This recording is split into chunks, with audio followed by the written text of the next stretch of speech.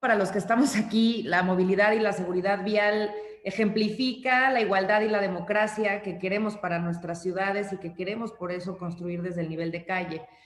Somos convencidos y además hoy especialmente en el día, me dicen si ven mi pantalla, por favor. Y hoy especialmente en el Día Mundial de la Bicicleta, pues es justamente recordar por qué creemos que desde la movilidad sustentable, desde la movilidad no motorizada, desde la seguridad vial, podemos construir mejores ciudades, ciudades con acceso a derechos, a servicios para todas las personas. A veces pudiera pensarse que solamente queremos hacer ciudades donde todo el mundo deba o pueda andar en bicicleta. Yo recuerdo muchas discusiones al interior de gobierno donde decían que lo que pasa es que lo que queríamos nosotros, los de la movilidad, era que todo el mundo se moviera de acuerdo a nuestro hobby. Y creo que justo esa es la manera en la que no se puede entender un movimiento tan grande de transformación y de evolución como es el de la movilidad sustentable, que lo que estamos buscando son calles para todas las personas, acceso para todas las personas, derechos para todas las personas, sin regateos, con presupuesto, con voluntad política, con diálogo, con planificación de abajo hacia arriba, con muchos elementos, con alianzas estratégicas, con gobernanza abierta, es decir, todo lo que hoy soñamos para nuestras ciudades lo enmarca esta agenda y por eso los que estamos aquí estamos enamorados de ella. Yo quisiera empezar con esta breve presentación. La van a ver un poco larga de extensión, pero no se preocupen. Muchas son imágenes, de hecho todas son imágenes y nos vamos a ir muy rápido. Entonces, si les parece, empezamos. A ver, bueno, yo quisiera empezar con primero lo primero, ¿no? Porque lo que les voy a compartir en esta presentación, claro, son las experiencias de la Ciudad de México, de cuando me tocó desarrollarme como diputada de la ciudad y también como en su momento titular del nuevo modelo de movilidad, pero están todas enmarcadas en las mejores prácticas internacionales y creo que nos puede ayudar a aprender qué funciona y qué no. Pero bueno, a ver, primero lo primero, esto es la Ciudad de México, es una ciudad extraordinaria, bella, con una estética, una arquitectura y también un acercamiento hacia lo bello, pues, que pocas ciudades tienen y nos gusta siempre decirlo y presumirlo, ¿no? Es la ciudad también de los volcanes, enmarcada por el Popocatépetl y el Iztaccíhuatl, es la ciudad de los castillos también, aquí el castillo de Chapultepec, además enmarcado por el espectacular bosque. Es también, como les decía, en esta lógica de castillos, pues es una ciudad de los palacios, ¿no? Como bien se le conoce, en donde además pues confluyen nuestras culturas, las distintas culturas que nos hacen, y que el zócalo de la ciudad, y ya veremos ahorita una imagen bien interesante del zócalo de la ciudad de la década de los 20, pues justamente hace que confluya todo ese movimiento, ¿no? Justamente data, esta imagen es del Zócalo capitalino, esta plancha marcial espantosa que hoy conocemos. Antes, en la década de los 20, era una alameda. Y era justamente pensando pues en este espacio, que es el espacio por excelencia de los chilangos, de los capitalinos, y cómo fue derivando en otra cosa completamente diferente el día de hoy, en aras de una falsa modernidad, un falso desarrollo que hoy sabemos además que ha fracasado. Es una ciudad también que es el centro del desarrollo económico de una buena parte de la región del país, pero también del continente. También centro de arte y de cultura, y especialmente la cultura callejera, que es la que nos gusta, es a la que le sabemos bien, a la que le entramos, la de barrio, la de calle, la de esquina a esquina. Pero bueno, especialmente, y los que nos conocen, los chilangos, somos esto, ¿no? Nosotros somos capaces de reírnos de la muerte misma, de plantarle buena cara a la peor de las adversidades y además pues orgullosamente en lo que es el presente para todos nosotros, los mexicanos que son nuestros niños. Pero bueno, la ciudad también es esto, ¿no? Y esto es parte de lo que nos toca hablar el día de hoy aquí. Es la ciudad del tráfico, es la ciudad de los más de 5.5 millones de coches que circulan en la zona metropolitana, la ciudad que atrae los viajes de la zona metropolitana. En la Ciudad de México ya no hay hora pico, es decir, la hora pico es a toda hora, ¿no? Digo, estamos recién entrando a una nueva lógica después de la pandemia, recuperando el tráfico que teníamos, recuperando, lo digo de manera irónica, porque esto es algo que debió también de haberse trabajado con tiempo, pero al final del día no dejamos, insisto, de ser una ciudad con tráfico, embotellamientos y que no le resuelven los viajes a las personas. Hay mediciones como la TomTom que dicen que somos la ciudad más congestionada del mundo. Hay índices como el índice INRIX que nos dice que somos la ciudad número 8. De cualquier manera, estamos en los primeros 10 y eso no es ninguna buena noticia. Somos una ciudad completamente expandida que no aprendió a crecer de manera ordenada, que no aprendió a generar desarrollo orientado al transporte, vivienda accesible en las centralidades, donde se violentaron todos y cada uno de los derechos de los habitantes de las periferias y de las centralidades, una ciudad que creció sin ton ni son y que hoy llega hasta Tizayuca, Hidalgo, ¿no? Es una ciudad también de los segundos pisos, de las vialidades elevadas, inservibles para la población, en donde pensando ellos que esto resolvía el tráfico, lo único que hicieron fue generar más. Es una ciudad además que le ha apostado una porción mayoritaria del presupuesto en materia de infraestructura a las vialidades elevadas, a los ensanchamientos de las mismas, a los estacionamientos, y hay que decirlo, a la movilidad motorizada que solo, digamos que beneficia a un porcentaje muy bajo de la población, que es el 21% que usa coche, pero que dentro de ese 21% que usa coche, mayoritariamente son hombres. Ya hablaremos también un poco de la movilidad con perspectiva de género y de la seguridad vial, porque las mujeres hacemos cerca del 65% de nuestros viajes en medios no motorizados y en transporte público. Entonces, esto te marca de manera muy clara y somos la mayoría de los viajes, somos el 54% de los viajes de la Ciudad de México. Entonces, esto quiere decir que cuando se invierte en vialidades elevadas, en infraestructura gris y para el coche, se está invirtiendo para una minoría y no se está invirtiendo para las mujeres, que además somos la mayoría de los viajes no motorizados y la mayoría de los viajes de las ciudades. Nosotras a esto le llamamos, es inversión para el patriarcado.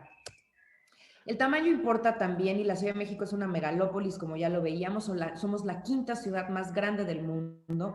Somos solamente comparables en términos de extensión y de viajes con Sao Paulo aquí en el continente americano y con Beijing y Nueva Delhi en otras latitudes del mundo. De ese tamaño es la Ciudad de México. Nosotros administramos más de 30 millones de viajes al día.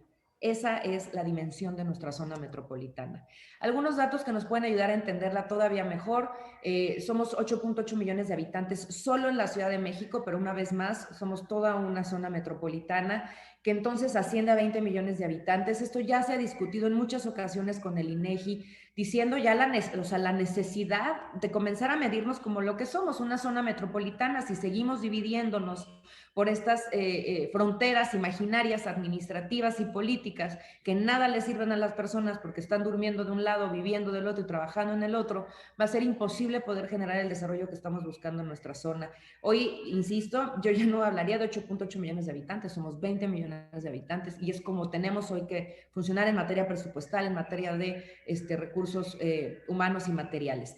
El reparto modal de la Ciudad de México también sería una sorpresa, sobre todo para los estados del norte, porque el reparto modal de ustedes es prácticamente la inversa.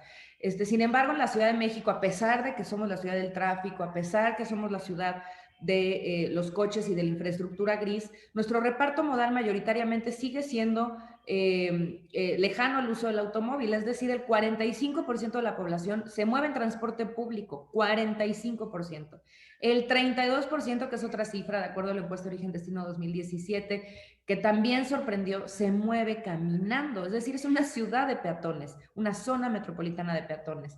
Solo el 21% en automóvil y se destina más del 80% del presupuesto ahí, y 2.1% en bicicleta, que pudiera parecer bajo, pero de la última encuesta que se había hecho 10 años antes, que estaba en 1% el uso del automóvil, perdón, de la bicicleta, se duplicó y esto es una buena noticia a todas luces. Esto habla que si bien no ha sido lo suficientemente agresiva la inversión, ha habido inversión y se ve inmediatamente reflejada en el reparto modal en una década. Por eso invertir en la bici sí funciona, sí da resultados y sí es necesario hacerlo. Esto entonces nos dice que más del 75% de la gente no se mueve en automóvil. Tenemos una tasa de ocupación de 1.5 personas por automóvil, lo cual es un desastre. Pero ¿cómo logramos estos cambios que les quiero presentar a continuación? Una ciclovía como la del Circuito Gandhi, que además en 2 ocasiones tuvimos que construir. La primera porque era necesaria y la segunda porque la habían quitado. También mañosamente con los desarrollos de los alrededores en las medidas de mitigación habían logrado convencer al gobierno en turno de quitarla porque les generaba tráfico y la entrada al edificio que iban a construir ahí pues no quedaba el estacionamiento tan holgado como quisieran porque había una ciclovía. tuvimos que pelear y la volvimos a reconstruir, a recalibrar y quedó mejor que nunca. Una ciclovía con un ancho adecuado, con una infraestructura que protege, es decir, una ciclovía confinada y además con 2 sentidos habilitados en cada lado de la calle. Las bidireccionales no necesariamente convencen y bueno, pues una chulada de la que estamos muy orgullosos. Una ciclovía en Chapultepec, por ejemplo, con las mismas características de confinamiento y de seguridad, en una avenida principal como esta, que además incluso de tránsito pesado en ocasiones, ha hecho de Chapultepec también hoy el lugar a donde todo el mundo quiere seguir metiendo mano, pero también el lugar en donde ya se han hecho algunas cosas para cambiarle la operación y la seguridad a la vía. Patriotismo, también otra de las ciclovías que más nos hacen sentir orgullosos porque es otra gran avenida de la ciudad, que le calla la boca a quienes dicen que la movilidad ciclista y la infraestructura se tiene que ir a las vialidades secundarias. Esto es una falacia, tiene que ir en las vialidades principales y sobre todo donde están las rutas de deseo ciclista, porque al final del día recordemos que el ciclista lo que siempre va a buscar es la manera más eficiente de llegar del punto A al punto B porque su energía es la propia y entonces va a buscar siempre ser más eficiente y las rutas principales, si son buenas para el coche, son buenas para la bici. Así que necesitamos habilitar y aquí se tuvo que hacer todavía un confinamiento mucho más grueso, como ustedes pueden observar, porque esta sí es una avenida que cruza toda la ciudad y además de tránsito pesado.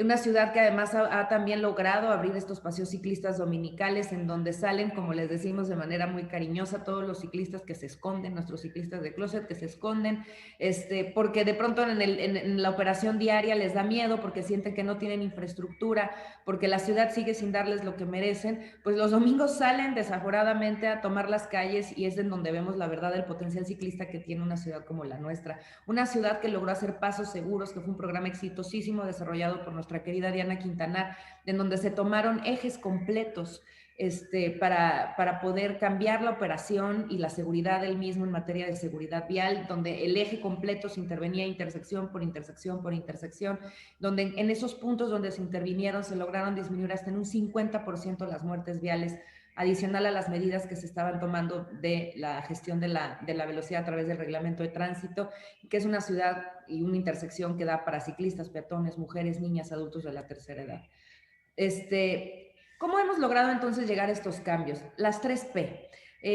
La primera P es política, y yo sé que hablar de política, sobre todo en las cuestiones ciudadanas, da flojera, da miedo, da terror, esa es la palabra, pero hay que entrarle, hay que hacerlo porque los cambios se necesitan hacer desde adentro, se necesitan acompañar también desde fuera, pero adentro la gente que está haciéndolo, se los digo por experiencia, estamos solos. Así que mientras más entren, mientras más montón echemos, mientras más contrapesos hagamos a los tomadores cochistas de decisiones, las cosas van a poder funcionar más rápido. Aquí hay cambios administrativos al interior del Ejecutivo y legislativos a nivel Congreso que son necesarísimos, que se hicieron en la ciudad con la Ley de Movilidad en su momento, que fue quien detonó los cambios a nivel normativo, algunos y la gran mayoría ya sucediendo en calles, pero que no había esta articulación a nivel de normativa. Los administrativos con una nueva Secretaría de Movilidad, con los 2 instrumentos que a continuación les explicaré y con todo un cambio y una gestión que hoy incluso la ciudad sigue conservando. Policy, ¿no? Que es la segunda P para estas transformaciones y que además pueden ser estandarizables y replicables en otras ciudades. Estamos hablando ya de los procesos de planificación y de regulación, ¿no? Entonces, planificación de abajo hacia arriba con todos los actores involucrados, especialmente vecinos, grupos vulnerables, mujeres, las usuarias y los usuarios de la vía. Ellos son los que saben sus necesidades, no quien está sentado en el escritorio. Y en muchas ocasiones, quienes están sentados en los escritorios defienden intereses que no son los de la ciudadanía. Se tiene que esto expresar a través de instrumentos clave de planificación que puedan ser una guía metodológica para aplicar. Aquí hicimos 2, fue el Plan Integral de Movilidad de la Ciudad de México y el Plan Integral de Seguridad Vial de la Ciudad de México, todos digamos que amarrados por ley de movilidad. Y el Pruébalo, que para nosotros es lo más importante, es justamente la magia que sucede en la calle, la infraestructura que crea cultura. Y el probarlo es el punto además más álgido y más importante porque nada de lo que hayamos puesto en la ley, nada de lo que digamos en congresos, en foros, en reuniones, en la calle con las personas, sirve si esto no funciona cuando haces la infraestructura, si la infraestructura fracasa. Por eso tenemos que poner ahí los recursos donde están los discursos, pero hacerlo bien. No nos podemos equivocar cuando hacemos infraestructura porque sale muy caro, son pasos hacia atrás cuando la gente no aprecia la operación de una nueva calle para todos. Entonces, estamos hablando de una nueva cultura de la movilidad, estamos hablando de perspectiva de género, estamos hablando de orientación metropolitana. Me van diciendo cómo voy de tiempo, por favor. Ya, Laura, estamos agotado tu tiempo. Ok, me tomo un minuto para cerrar. Entonces, estamos hablando entonces, como sabemos, de la jerarquía de la movilidad, que la conocen ustedes muy bien, que viene en la ley de movilidad de la ciudad, que sabemos que Nuevo León también ha trabajado muy duro en esto. Esto es fundamental, no solo para la operación de la vía, sino también para la ejecución del presupuesto. Estamos hablando de voluntad política también desde el primer nivel, en este caso, el jefe de gobierno, Miguel Ángel Mancera, en su momento, pero también hablamos de los gobernadores en los estados de la República, hablamos del presidente de la República cuando hablamos de voluntad política desde el primer nivel. Hablamos justo de esta política de planificación que ya les explicaba, hay que arrastrar lápiz, hay que ponerse a trabajar, hay que llevar la técnica a la regulación de las ciudades. Hablamos de una visión cero muertes en términos de seguridad vial, en donde ni una sola muerte es aceptable y que es fundamental orientar instrumentos, planificación, enforcement y también penalties para poder generar una lógica de cumplimiento.